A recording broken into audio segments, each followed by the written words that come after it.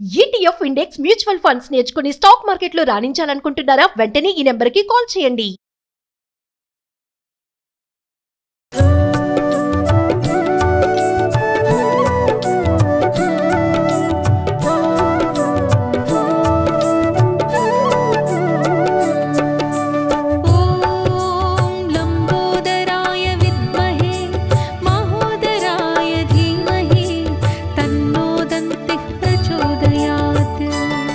నమస్తే రమగారు. నమస్తే జయ. రమగారు, మనం వినాయక చవితికి పెద్ద ఆయనకి ఏమేమి నైవేద్యాలు పెడతాము, ఏవి ఆయనకి ఇష్టం? రకరకాల పళ్ళు.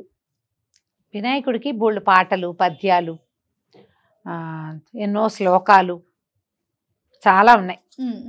నేను ఎక్కడుంటాడు, ఎలా ఉంటాడు, ఆయనకి ఏం కావాలి, అవన్నీ చెప్పబడ్డాయి. మనం ఒక్కొక్క కీర్తన తీసుకుంటే మహాగణపతి భజల పనస నారికేళాది జంబు ఫలములు ఆరగించమంటారు. పనస, నారికేళము, జంబు అంటే ఈ పనస అంటే పనస పళ్ళు లేదా పంపర్ పనాస పెడతాం. నారికేళం అంటే కొబ్బరి, జంబు అంటే నేరేడు. ఇవి ముఖ్యం, ఇంపార్టెంట్. అక్కడి నుంచి రకరకాల పళ్ళల్లో మనం అరటి పళ్ళు ఒకటి, ఏనుగుకి సాధారణంగా అరటి పండు ఇష్టం, అవును, అది పెడతారు. ఇవి 4 రకాల పళ్ళు. ఇంకా దానిమ్మలు కూడా, దానిమ్మ గింజలు అవి కూడా పెట్టచ్చు. వెలగ పళ్ళు కూడా నివేదన చేస్తారు అని చెప్తారు. కానీ మనకి వెలగ ఈ సమయంలో పచ్చివి కనపడతాయి, వెలగ పండుగ కనపడదు. ఉంటే అది సమయం పడుతుంది. అవి కూడా నివేదన చేసుకోవచ్చు. వినాయకుడికి చెప్పే ప్రఖ్యాతమైన శ్లోకాల్లో అటుకులు కొబ్బరి పలుకులు చిటిబెల్లము నానుబ్రాలు చెరుకుర సంబున్ నిటలక్షు నగ్రస్తుతునకు పటుతరముగా విందు చేసి ప్రార్థింతు మదిన్. ఇది చిన్నప్పుడు చదువుకునేవాళ్ళం.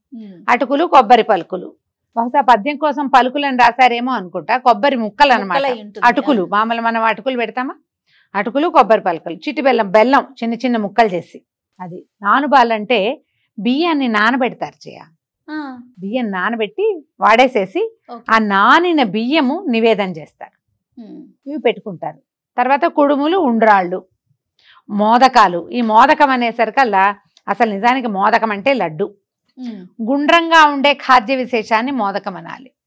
ఇప్పుడు ఈయనకి నూనె అవి ఇష్టం లేదు, అందుకని ఈ శనగపిండిని బూంది బట్టి, బూంది కొట్టాలంటే ఎంత నూనె, ఎంత శనగపిండి, దాంట్లో అది సోడా వేస్తే కానీ అది ఉబ్బదు. దాన్ని మళ్ళీ పాకంలో వేసి 2-3 రకాల పనులు. అలా కాకుండా ఈ శనగపిండితోటి కానీ, గోధుమ పిండితో కానీ, లేకపోతే మన ప్రాంతాన్ని బట్టి బియ్య పిండితోటి కానీ మోదకాలు చేస్తాం. కొంచెం నెయ్యి వేసి బాగా వేయించి, బెల్లము, కొద్దిగా ఏలక పొడి, ఓ సన్నగా కొబ్బరి ఏదైనా వేసేసి దాన్ని గట్టిగా ఉండగట్టి, ఆ కట్టిన ఉండని మళ్ళీ ఒకసారి ఆవిరి మీద పెట్టడం. సులువుగా జీర్ణమయ్యేవి, నూనె గినె వాడనివి, తేలిగ్గా అయిపోయేవి. వీటిని మీ గణపతికి నివేదన చేస్తాం. మనం ఏం చేస్తాం, రవ్వ కుడుములు చేస్తాం మన వైపు ఎక్కువగా. బియ్యపు రవ్వని ఉడికిచ్చి దాన్ని ఉండగట్టి ఆవిరి మీద పెడతాం. తర్వాత బియ్య పిండిని అప్పాల పిండిలాగా ఉప్పి దాంతో కొన్ని పళ్ళేలాంటివి బిళ్ళలాగా, కొన్ని ఏమో ఇలా చేతితోటి నొక్కి చేతి గుర్తులు పడేలాగా అది. తర్వాత ఏమో పాల తాలికలు చేసే విధానం కొన్ని చోట్ల కనపడుతుంది. పాల తాలికలు అంటే బియ్యపిండే, పాలు బియ్యపిండి, కానీ అది వంటకమే. బియ్యపిండిని తిప్పాలి, అది చిన్న చిన్న ఉండలు కానీ పాముల్లాగా కానీ చేయటం.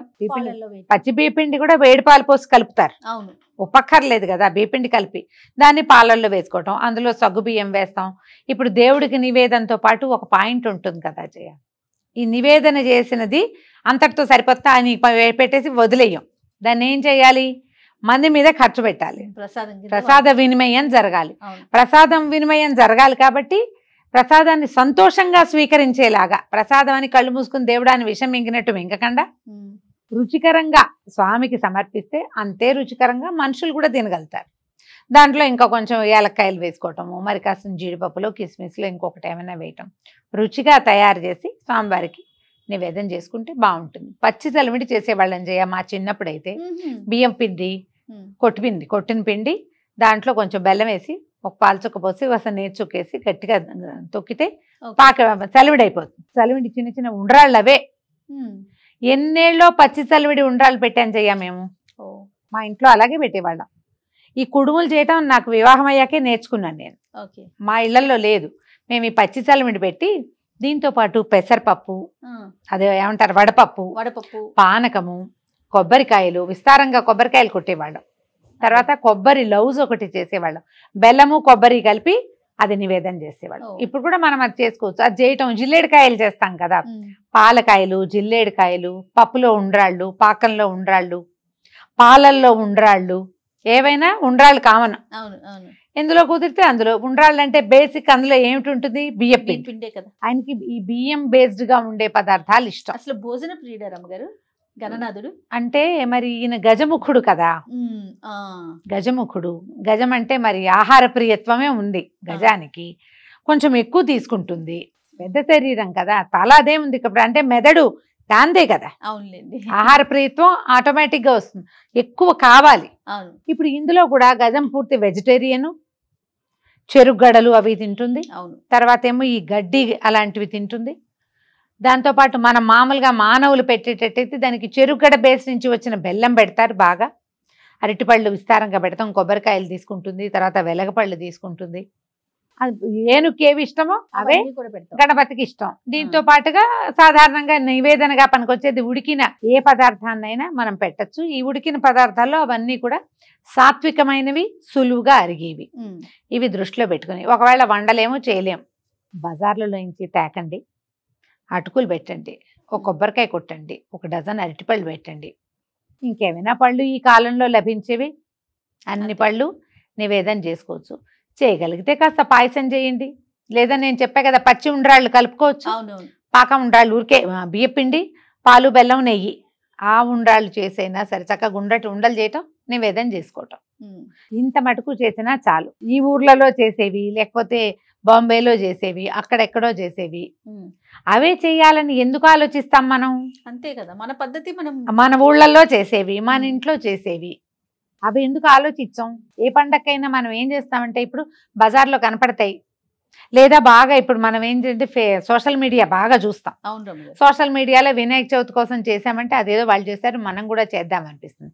మన అమ్మ, అమ్మమ్మ, నాయనమ్మ, మన అత్తగారు, వాళ్ళ అత్తగారు అవి చేసినవి మనం వదిలేస్తే మనం ఎట్లా ముందుకెళ్తాం? ఎవరినో చూసి ముందుకెళ్ళద్దు. ముందు మన దారిని మనం వెళ్తుంటే ఎవరినైనా యాడ్ చేసుకోండి. ఇది మానేసి అవి చెయ్యొద్దు. ఇవి చేస్తూ అవి కూడా కావాలంటే చేసుకోండి. అసలు ఈ మోదకాలు చేయటము, జిల్లేడికాయలు చేయటం కొన్ని వేల కొద్ది వీడియోలు కనపడుతున్నాయి జయ, క్లిప్పింగ్స్ చిన్న చిన్నవి. సింపుల్గా ఎలా చేసుకోవాలో పాత పద్ధతి ప్రకారం చేసుకోండి. అప్పుడే మన పద్ధతులు మర్చిపోకుండా ఉంటాం. ముందు తరాలకి అందించాలి కదా, కొత్తవి యాడ్ చేసుకోవచ్చు. నేను ఎప్పుడు ఇదే మాట చెప్తా కదా జయ, ఎన్ని కొత్తవైనా పోయండి, ఏం పర్వాలేదు, కానీ బేసిక్ మాత్రం మందు ఉంచుకోవాలి. వీటిలలో ఏవి కుదిరితే వాటిని నివేదన పెట్టుకోండి, అంతే. మీరు అన్నట్లుగా ఏదైతే మనకి చేసుకుంటూ వస్తున్నామో అవి చేసామనుకోండి, మన నెక్స్ట్ జనరేషన్కి అది ఒక అవకాశం కింద ఇలా చెయ్యాలి అనే పద్ధతిని ముందుకు తీసుకెళ్తాం కదా రమ్మగారు. అవును, అంతే కదా. ప్రధానంగా ఆయన ఇంతకు ముందు కూడా నేను అడిగాను, భోజన ప్రియుడు కదా రమ్మగారు. అంటే గణపతిని చూసేటప్పుడు కూడా ఆకారం కూడా స్వామిది బొజ్జగా చూస్తాము కదా. అయితే ఇప్పుడు దాని మీదే కదా మనకి చంద్రుడి నీలాపనిందల కథ. ఆయన ఎక్కువ తినేసి నడవలేక కష్టపడి నడిచొస్తూ పడిపోయాడు, దండం పెట్టపోయాడు అమ్మా నాన్నని చూసి. పడిపోతే పొట్ట పగిలిపోయి పొట్టలో ఉన్న కుడుములు అవన్నీ కింద పడ్డాయట.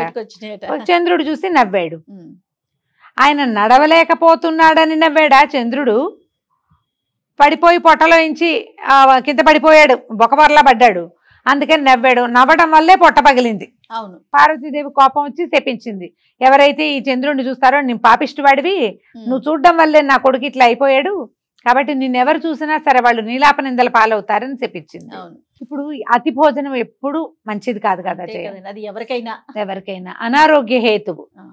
మోతాదుగా తినాలి. అందుకని వినాయక చవితి నాడు మనం బోల్డ్ అని నివేదనలు పెడతామని మన ఏం చేశారు, సులువుగా అరిగే పదార్థాలు పెట్టించారు. ఇందులో బాగా పాయసాలు నేతలు పోయండి, నెయ్యి ఎక్కువ పోసేసేయండి, బాగా వేయించండి, ఇన్ని రకాల లడ్డూలు చేయండి, అవన్నీ ఏం చెప్పాల. హాయిగా బియ్యప్రవతోటి కుడుములు ఉండ్రాళ్ళు చేయండి, 2 ఎక్కువ తిన్నా ఏమవదు. ఆయిల్ లేదు, 0 ఆయిల్ కదా, బహుశా అప్పటి నుంచి వచ్చిందేమో అనుకుంటా. రైట్ రామ్ గారు, నమస్తే. నమస్తే.